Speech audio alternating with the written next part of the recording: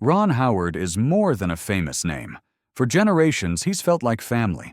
To some, he will always be Little Opie from The Andy Griffith Show. To others, he's Richie Cunningham from Happy Days. And to millions more, he's the quiet force behind films like Apollo 13 and A Beautiful Mind. His career looks golden from the outside, but behind the glow is a life marked by pressure, loss, and storms he rarely talks about. Ronald William Howard was born March 1, 1954, in Duncan, Oklahoma, to working actor parents Rance and Jean. Before he was 2 years old, he was already on camera. While other toddlers were learning nursery rhymes, Ron was learning marks and lines. His classrooms were trailers on studio backlots, his playmates were crew members, and his childhood was spent under hot lights and stricter expectations than any child deserved. At 6, America adopted him as Opie Taylor, the sweet son of Sheriff Andy Taylor. On screen, he was cherished. Off-screen, he often felt isolated. He studied 3 hours a day by law, but there were no playgrounds, no after-school games, just more scenes, more takes, more adults depending on him not to mess up. At regular school, kids twisted Opie into cruel rhymes. He learned early how fame can feel like a warm hug and a cage at the same time.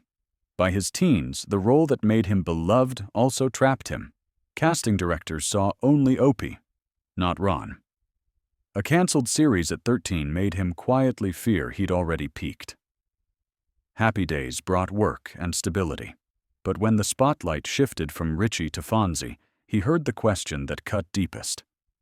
How does it feel to be second place on your own show?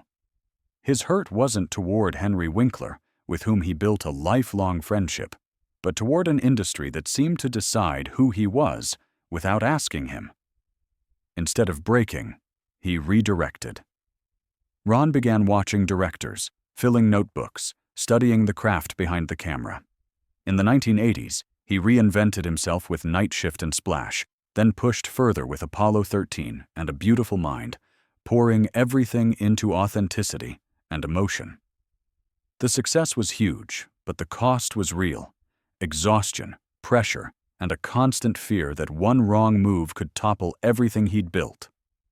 Storms came anyway. Flops like EDTV, the financial sting around Frost Nixon, and the bruising backlash and losses from Solo. A Star Wars story left him wondering if Hollywood still wanted his voice. At the same time, real life hit harder than any review.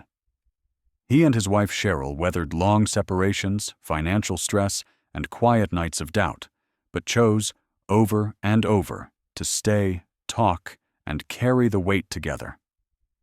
Ron helped his brother Clint confront addiction, drawing a hard boundary out of love.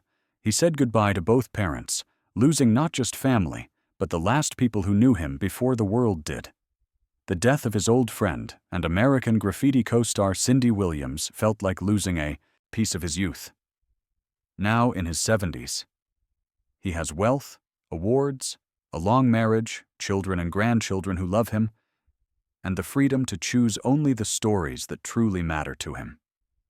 The storms didn't spare him, but they didn't break him either. Ron Howard's life reminds us that real greatness isn't just what you achieve. It's who you stay kind, loyal, and steady enough to be while you're walking through the rain.